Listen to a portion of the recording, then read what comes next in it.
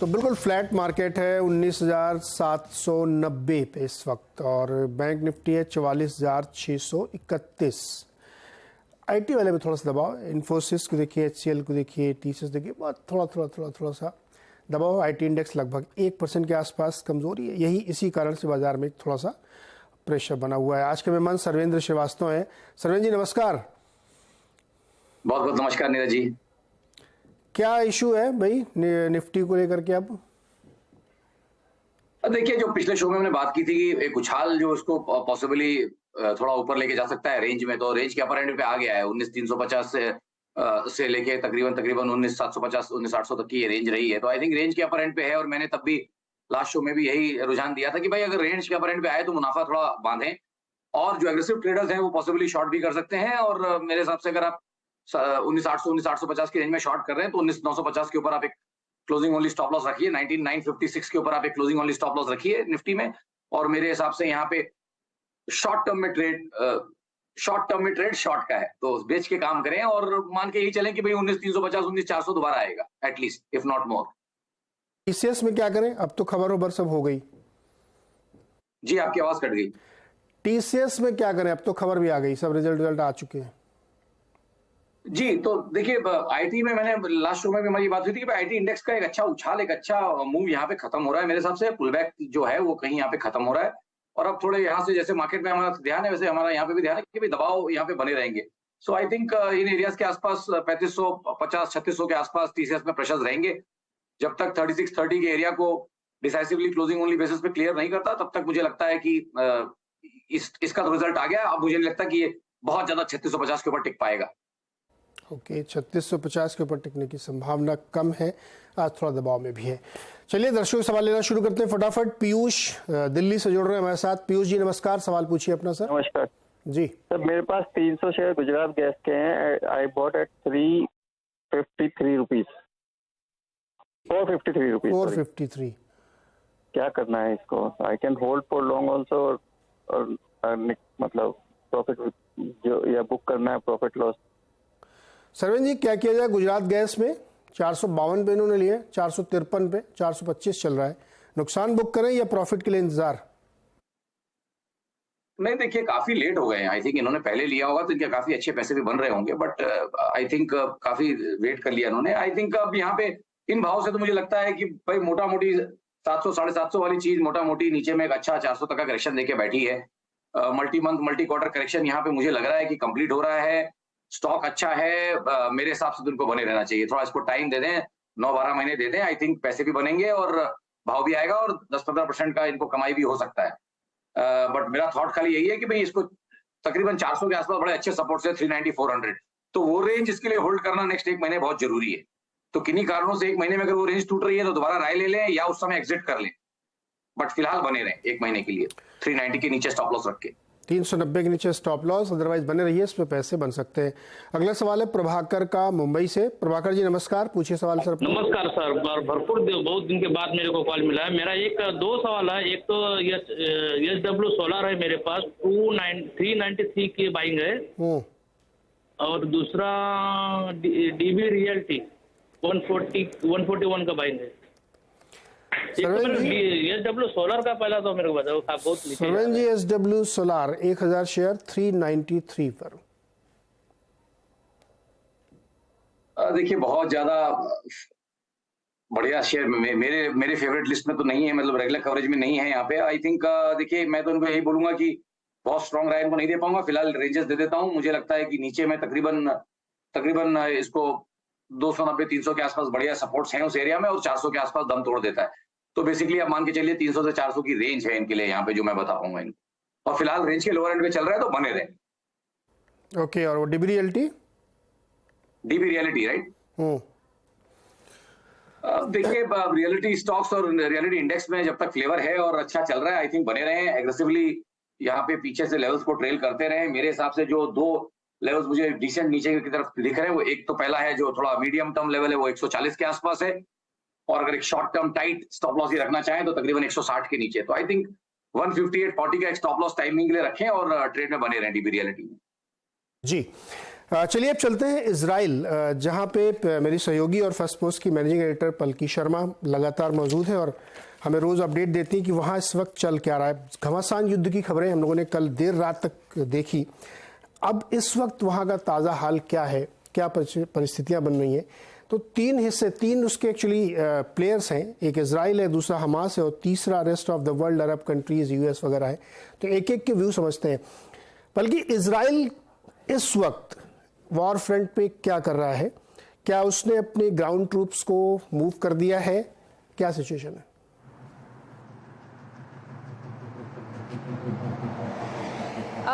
कल हमारी बात हुई थी, उसके बाद काफ़ी डेवलपमेंट्स हुए हैं इजराइल के संबंध में।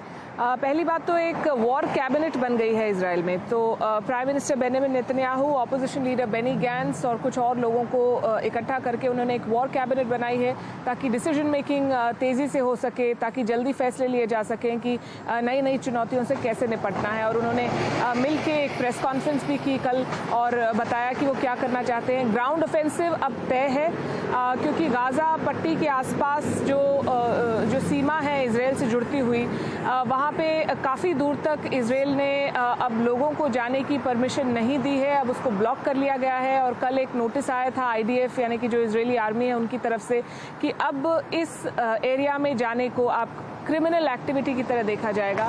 तो इजराइल ने पूरी तैयारी कर ली है। कल उनके डिफेंस मिनिस्टर ने कहा कि अब हम ज़मीन के रास्ते भी हमला करेंगे। तो ये इससे ज़्यादा क्लैरिटी इजराइल नहीं दे सकता क्या हो रहा है उस पर।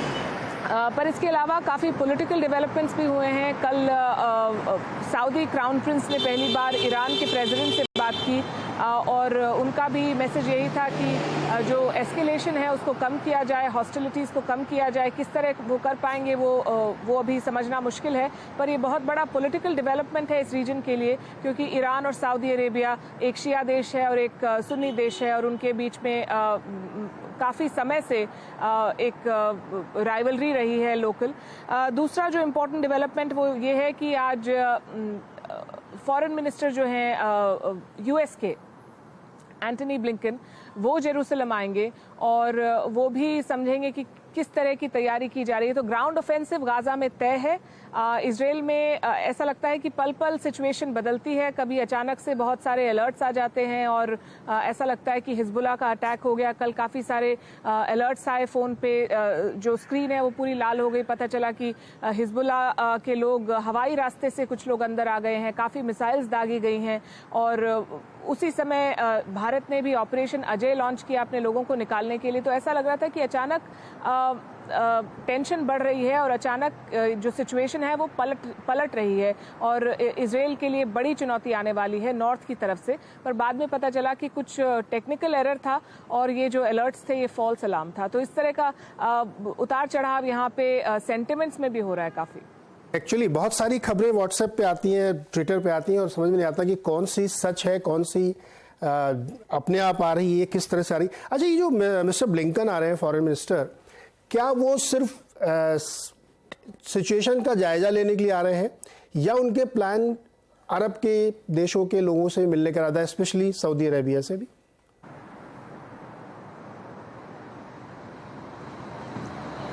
जी, अरब देशों से मुलाकात की तो इस वक्त कोई खबर नहीं है, पर उनके जो राष्ट्रपति हैं जो बाइडेन, उनके स्टेटमेंट्स काफ़ी क्लियर हैं। कल जो बाइडेन ने ईरान को एक तरह से वार्निंग दी है कि आप इस लड़ाई में ना पड़े, और ये बहुत बड़ा स्टेटमेंट है। दूसरा बड़ा स्टेटमेंट जो बाइडेन का था वो ये था कि होलोकॉस्ट के बाद यहूदियों पे ये सबसे बड़ा हमला हुआ है और ये सबसे बड़ा उनके ऊपर अटैक है। ये बहुत ही अहम स्टेटमेंट है, क्योंकि जूस के लिए, इजराइल देश के लिए होलोकॉस्ट एक बहुत बड़ा हादसा था और इसको उससे कंपेयर करना एक बहुत बड़ी बात है। तो जो बाइडेन ने क्लियर कर दिया कि अमेरिकी सपोर्ट जो है वो इजराइल के साथ है और उन्होंने अपने फॉरेन मिनिस्टर को भेजा है, ईरान को ये स्टेटमेंट दिया है, अगर ईरान इस लड़ाई में नहीं पड़ता है तो नॉर्थ की तरफ एस्केलेशन बहुत ज़्यादा नहीं होगा, ऐसा सभी जानकारों का मानना है, क्योंकि हिजबुल्लाह जो है वो इरानियन प्रॉक्सी है और अगर ईरान से शय नहीं मिलती है तो हिजबुल्लाह इस लड़ाई में आगे नहीं पड़ेगा। ये छुटपुट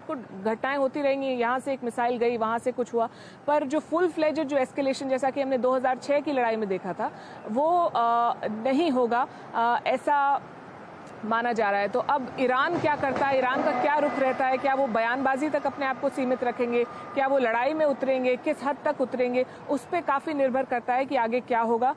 एंटनी ब्लिंकन का आना इसलिए भी इम्पोर्टेंट है क्योंकि जो ये अटैक हुआ उसमें करीब 22 अमरीकी नागरिक मारे गए हैं और कितने और हैं ये पता नहीं है, और करीब 2 लाख से ज़्यादा अमरीकी नागरिक इजराइल में रहते हैं। अमेरिका ने अभी तक कोई इवैक्यूएशन प्लान नहीं घोषित किया है, यूके ने कोई इवैक्यूएशन प्लान नहीं घोषित किया। ये ऐसे देश हैं जो सबसे पहले ट्रैवल एडवाइजरी जारी करते हैं, सबसे पहले अपने लोगों को निकलने के लिए कहते हैं। यूक्रेन में उन्होंने कहा था, अभी तक इजराइल में नहीं कहा है। इसके 2 मायने हो सकते हैं, या तो उनको समझ है कि अब क्या होने वाला है, ये जो भी पूरी तैयारी हो रही है, वॉरशिप्स भेजे जा रहे हैं, सेना को तैनात किया जा रहा है, ये शायद हो सकता है सिर्फ पॉस्चरिंग हो, ये एक ब्लफ हो दबाव डालने के लिए रीजनल प्लेयर्स पे, या फिर बड़ी चढ़ाई की तैयारी है। जो भी उनका प्लान है सॉरी, जो भी मकसद है, इस वक्त अमेरिकन सिटीजन्स को इवैक्यूएट नहीं किया जा रहा है, और एक बहुत बड़ा स्टेटमेंट है इजराइल के सपोर्ट में। करेक्ट, ये इसका इंटरप्रिटेशन है कि ये हो सकता है कि अगर वो इवैक्यूएट नहीं करा रहे हैं तो शायद उन्होंने अपनी वॉरशिप्स लिए भेजी कि जो आसपास के फ्रिंज के प्लेयर्स हैं वो इंटरवीन न करें, और जो इजराइल कर रहा है गाजा में वो उसको करने दिया जाए। अब इसका एक पार्टी इसकी हमास है, उसको सारी सप्लाई उसकी ब्लॉक कर दी गई है। मैंने सुना कि शायद इलेक्ट्रिसिटी भी अब लास्ट जो फ्यूल था वो भी खत्म हो गया, बंद हो गई है।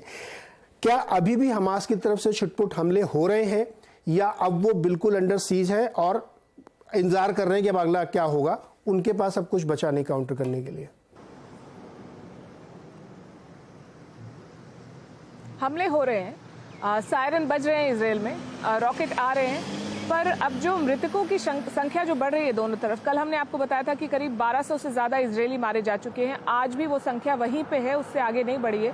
पर गाजा में 900 से ज़्यादा लोगों के मरने की खबर थी कल तक, आज वो बढ़ के 1100 हो गई है। और IDF का एक बयान आया है कि इजराइल में अब के बाद जो भी मरने वालों की संख्या बढ़ी अगर बताई जाएगी तो वो इसलिए नहीं क्योंकि हमले हो रहे हैं, वो इसलिए क्योंकि कुछ और शव बरामद हो रहे हैं, या कुछ और जो घायल लोग हैं वो सरवाइव नहीं कर पा रहे, इसलिए डेथ टोल बढ़ेगा इजराइल में। पर गाजा में इसलिए बढ़ रहा है क्योंकि वहाँ पे लगातार हमले जारी हैं, गाजा की तरफ से भी कुछ रॉकेट्स दागे जा रहे हैं। कल काफ़ी एक अलर्ट और सेंसिटिव सिचुएशन हो गई थी। इजराइल का जो बड़ा एयरपोर्ट है बेन गुरियन इंटरनेशनल एयरपोर्ट, वो तेल अवीव में ही है, और वहाँ पे कुछ फ्लाइट डिस्ट्रप्शंस हुए, काफ़ी एयरलाइंस ने अपनी फ़्लाइट्स कैंसिल कर दी, और कुछ समय के लिए एयर एक्टिविटी को सस्पेंड किया गया। काफ़ी केओस हो गया था एयरपोर्ट पे। ऐसा पता चला कि शायद बेन गुरियन एयरपोर्ट उनके निशाने पे, हालांकि जो इजराइल का आयरन डोम है उसके प्रोटेक्शन में टॉप प्रायोरिटीज़ में ये इंटरनेशनल एयरपोर्ट आता है, तो उस पर हमला होना और उस पर हमला सक्सेसफुल होना बहुत ही अनलाइकली है। इसका मतलब होगा कि इजराइल की सारी सुरक्षा जो फैसिलिटीज़ हैं वो सारी ठप हो गई हैं। ऐसा हुआ नहीं, पर जो कि आपका सवाल था कि गाजा की तरफ से, हमास की तरफ से क्या अटैक्स जारी हैं, कोशिश उनकी पूरी जारी है। और जो बॉर्डर के एरियाज़ हैं जैसे कि एश्केलॉन और कुछ और गांव उस तरफ, तो वहाँ पे अभी भी लगातार सायरन बजने की खबर आती है और लोगों को पता है कि कितना टेंशन है। कल हम यहीं तेल अवीव में एक स्टोरी करने के लिए गए और हम बाहर वेट कर रहे थे किसी का आने का, और पड़ोस से एक महिला आई हमारे पास और सबसे पहले उन्होंने हमें ये चीज़ बताई कि अगर आप यहाँ खड़े हैं तो मैं आपको बताती हूँ कि बॉम्ब शेल्टर इस बिल्डिंग के नीचे यहाँ पे है, तो अगर सायरन बजे तो आप तुरंत चले जाइए। तो अलर्ट काफ़ी है और काफ़ी सेंसिटिविटी है इस वक्त। ओके, अच्छा, लास्ट क्वेश्चन जो एडिटोरियल है, आपका ऑब्जर्वेशन, गजा का क्या होगा? क्या गजा में एक, मतलब ये थोड़ा सा फारफेस्ड है कि वहाँ एक नई अपनी पपेट गवर्नमेंट फॉर्मेशन के लिए इजराइल ट्राई करेगा, या गजा को टेक ओवर कर लेगा जैसे उसने बहुत सारे इलाकों में कर रखा है? क्योंकि अब ऐसा लग रहा है कि शायद बाकी कंट्रीज़ के बीच में इस वॉर को एस्केलेट नहीं होने देगा यूएस, इसीलिए उसने एक पोस्चरिंग कर दी स्ट्रॉन्ग। तो गजा का क्या होगा फ्यूचर?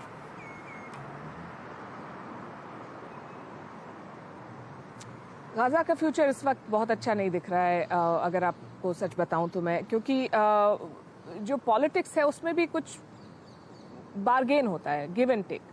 तो इस वक्त इजराइल गाजा के ऊपर सॉफ्ट पैडल करे या गाजा पे अपना जो हमला है उसको कम करे, ऐसा लगता नहीं है। बयान सब लोग सही दे रहे हैं, अरब देश भी कह रहे हैं कि ह्यूमैनिटेरियन क्राइसिस नहीं होनी चाहिए, एस्केलेट नहीं होना चाहिए, पर बयान देने में कुछ बहुत ज़्यादा मतलब it doesn't take very much to say those things. America भी कह रहा है कि लोगों को निकलना चाहिए वहाँ से, ह्यूमैनिटेरियन कॉरिडोर बनाना चाहिए, गाज़ा के जो सिविलियंस हैं उनको बाहर निकलने का एक रास्ता होना चाहिए। इजिप्ट कह रहा है कि हम मदद देने के लिए तैयार हैं, पर क्योंकि इजिप्ट वो देश है जो प्रभावित होगा गाज़ा के शरणार्थियों से, तो इजिप्ट कह रहा है कि इस रफ़ा जो क्रॉसिंग है उससे इस तादाद से ज़्यादा लोग नहीं आ सकते। तो वो कॉन्वर्सेशन अभी जारी है। टर्की भी इसमें इंटरवीन कर रहा है, टर्की भी बातचीत कर रहा है कि जो इजरायली हॉस्टेजेस गाज़ा में हैं हमास के पास, वो एक बहुत बड़ा मुद्दा है अभी भी। तो टर्की उनसे बातचीत कर रहा है हमास से कि उन हॉस्टेजेस को छोड़ा जाए। गाज़ा का इस वक्त फ्यूचर बहुत अच्छा नहीं लग रहा है। यूनाइटेड नेशंस की तरफ से स्टेटमेंट्स आ रहे हैं, अमेरिका की तरफ से स्टेटमेंट्स आ रहे हैं, इजराइल की सरकार भी कह रही है कि आप चले जाइए यहाँ से, पर जाएं कहाँ? एक तरफ समुद्र है, दूसरी तरफ इजराइल है, और एक तरफ इजिप्ट है जो छोटा सा वो बॉर्डर क्रॉसिंग है, उस पर बहुत सारे लोग निकल नहीं पा रहे हैं। तो गाज़ा का जो इस वक्त हालात हैं वो काफ़ी नाजुक हैं। क्या इजराइल सरकार करेगी, क्या एक दूसरी पार्टी को लाया जाएगा? अगर आप हिस्ट्री में जाएं तो आप देखेंगे कि हमास भी एक तरह से इजरायली सरकार का ही क्रिएशन है। उस वक्त उनका बड़ा दुश्मन होता था PLO, जिसके नेता थे यासर अराफात, जो वेस्ट बैंक के नेता थे, और वो भी हमले करवाते थे। तो उनको न्यूट्रलाइज करने के लिए इजरायली सरकार ने, इजरायली इंटेलिजेंस ने एक व्यक्ति को काफ़ी समर्थन दिया गाज़ा में, और उन्होंने आगे चल के हमास का निर्माण किया। तो ये एक स्ट्रेटेजिक बेट था जो चला नहीं, और ये शायद सभी देशों के लिए सीख है कि जब अमेरिका तालिबान का समर्थन करता है तो वही तालिबान आगे चल के अमेरिका के सैनिकों को मारता है, अमेरिका से लड़ाई करता है। जब पाकिस्तान तहरीके तालिबान का समर्थन करता है तो आगे चल के वही लोग अफगानिस्तान से उनके ऊपर हमला करते हैं। और जब इजराइल 50 साल पहले एक गुट का समर्थन करता है जो आगे चल के हमास बन जाता है और उन्हीं पे रॉकेट्स दागता है, तो शायद ये लेसन है सभी दुनिया के नेताओं के लिए कि अगर आप रेडिकल्स को सपोर्ट करेंगे तो आगे चल के आप उसका खामियाजा भुगतेंगे। बिल्कुल सही कहा आपने कि आज उन्हीं के लिए मॉन्स्टर बन रहा है और प्रॉब्लम क्रिएट होती हुई दिख रही है, और इससे पहले भी बहुत सारी ऐसी घटनाएं हुई हैं जिसमें ये चीज़ साबित होती हुई दिखी है। तो देखते हैं क्या नज़र बनाए रखें हम लोग और क्या क्या नए डेवलपमेंट्स होते हैं। कल आपसे फिर जुड़ेंगे। बल्कि बहुत शुक्रिया हमारे साथ जुड़ने के लिए। अपना ध्यान रखिएगा, सावधानी रखिएगा। हम लोग कल फिर एक बार बातचीत करेंगे। बहुत बहुत शुक्रिया।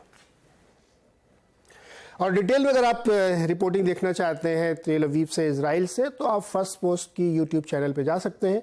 वहाँ बहुत डिटेल कवरेज पल की आप देख सकते हैं। छोटा सा एक ब्रेक, लौट के आते हैं, बाजार में बातचीत करेंगे।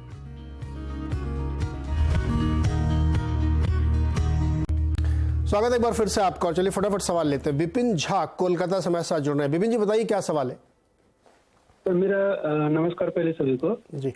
सर मेरा वो HDFC लाइफ पे सवाल है। 618 के रेट पे मेरा एवरेज प्राइस है और 1000 की क्वांटिटी है। तो ये 1.5 साल से करीब मेरे पास है और इसका 680-90 तक ये गया था। तो अभी इसमें क्या करना चाहिए? निवेश के लिए लिया था ना आपने? जी सरवीन जी, HDFC लाइफ 1.5 साल हो गए और अभी 3.5 रुपए का प्रॉफिट हो रहा है। क्या राय होगी आपकी? देखिए, अब ये ट्रेड में अगर अपने एक जिसको बोलते हैं trade with in a trade, अगर ये करना चाहें तो यहाँ ट्रेड बनेगा, नहीं तो मेरे हिसाब से फिलहाल तो बने रहे इन एरियाज के आसपास से, क्योंकि ये जो मूव चला है, जो करंट मूव चला है 500 के आसपास से, वो बढ़िया एक मुझे लगता है एक अप ट्रेंडिंग मूव चालू हो चुका है।